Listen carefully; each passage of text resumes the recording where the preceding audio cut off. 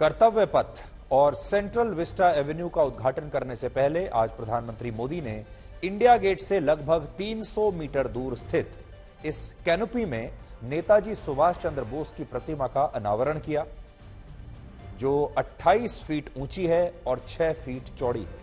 और इस प्रतिमा का वजन 65,000 किलोग्राम है। और इसकी सबसे बड़ी खूबी यह है कि इसे 280 मीट्रिक टन के ग्रेनाइट पत्थर पर उकेरा गया है और मूर्तिकारों ने इसे बनाने में 26,000 घंटों का परिश्रम किया है। बड़ी बात यह है कि आज जिस स्थान पर नेताजी की प्रतिमा लगाई गई है, एक जमाने में ठीक उसी जगह पर ब्रिटेन के राजा किंग जॉर्ज द की प्रतिमा लगी हुई थी और यह कैनोपी भी खास तौर पर उन्हीं की प्रतिमा के लिए तैयार की गई थी।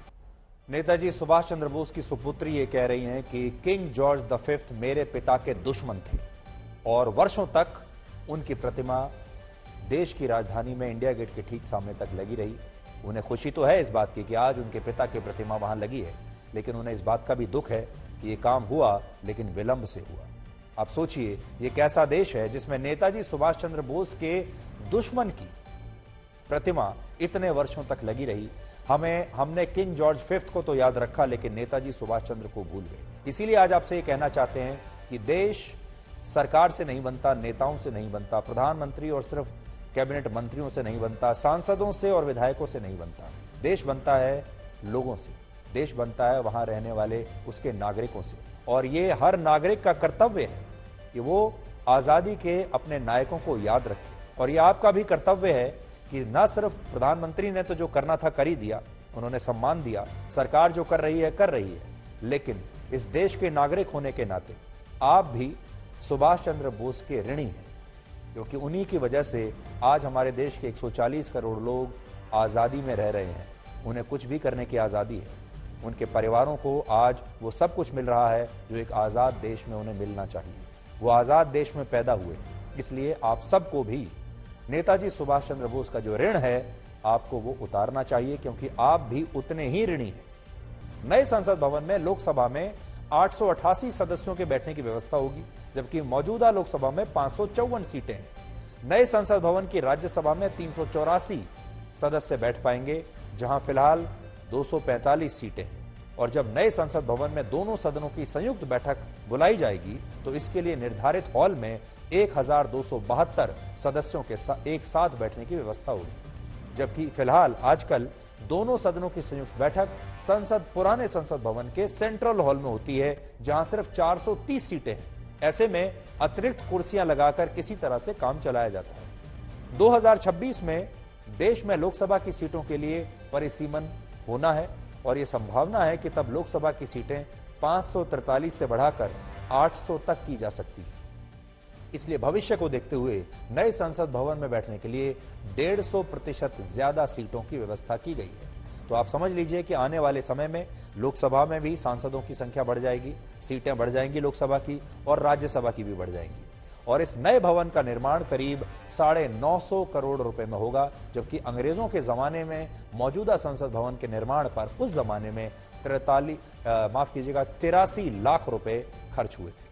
मौजूदा संसद भवन का उद्घाटन आज से 95 वर्ष पहले वर्ष 1927 में हुआ था और यह बिल्डिंग 6 वर्षों में बनकर तैयार हुई थी और इसकी वास्तुकला का काम सर हर्बर्ट बेकर को सौंपा गया था।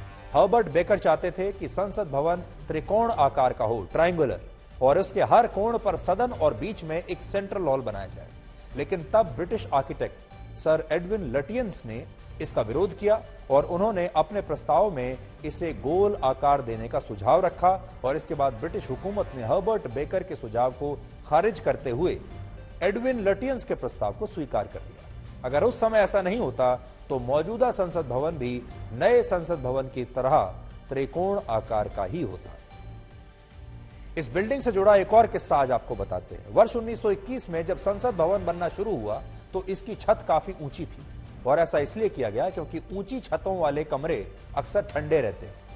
लेकिन इससे भवन के अंदर बात करने वालों की आवाजें गूंजने लगी और किसी को किसी की बात सुनाई नहीं दे रही थी।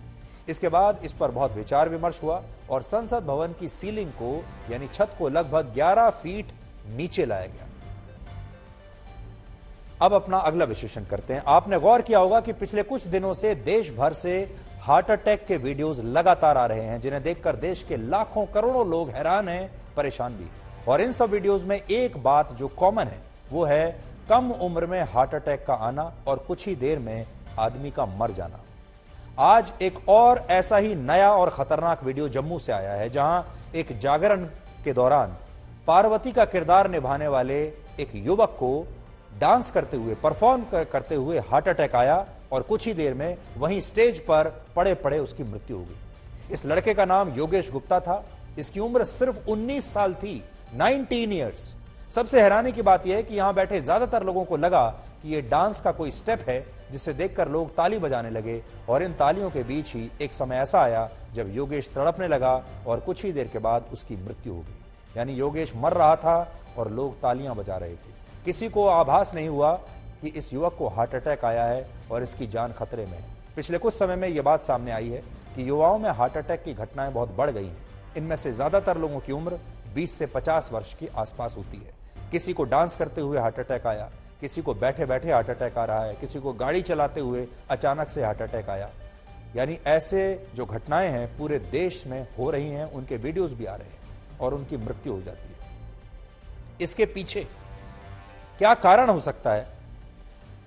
कोविड को इसका एक बहुत बड़ा कारण माना जा रहा है। कई रिसर्चेस में यह बात पता चली है कि कोविड के बाद दुनिया भर में अचानक दिल के मरीजों की संख्या बहुत तेजी से बढ़ गई है। इसकी सबसे बड़ी वजह यह है कि कोरोना से रिकवरी के बाद मरीजों के खून में थक्के बनने की शिकायत सामने आई है। खून में थक्के बनने लगते हैं, खून गाढ़ा हो जाता है। इसे मेडिकल भाषा में ब्लड क्लॉटिंग कहा जाता है और इससे नसों में ब्लॉकेज का खतरा बढ़ जाता है। अब आखिर में आपको ब्रिटेन की महारानी क्वीन एलिजाबेथ के स्वास्थ्य से जुड़ा एक जरूरी अपडेट देते हैं।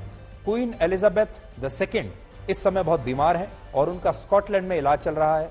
वो यहां गर्मी की छुट्टियां मनाने आई थी, लेकिन इस दौरान उनका स्वास्थ्य बहुत बिगड़ गया और अब डॉक्टर्स की एक टीम उनका इलाज कर रही है। और इस दौरान उनके स्वास्थ्य को लेकर पूरे दुनिया में अलग अलग तरह की खबरें चल रही हैं। क्वीन एलिजाबेथ 96 वर्ष की हैं और कुछ दिन पहले उनकी ब्रिटेन की नई प्रधानमंत्री लिज ट्रस से मुलाकात की तस्वीरें आपने देखी होंगी। इनमें एक तस्वीर पर लोगों का खास तौर पर ध्यान गया, जिसमें वो लिज ट्रस से हाथ मिला रही हैं।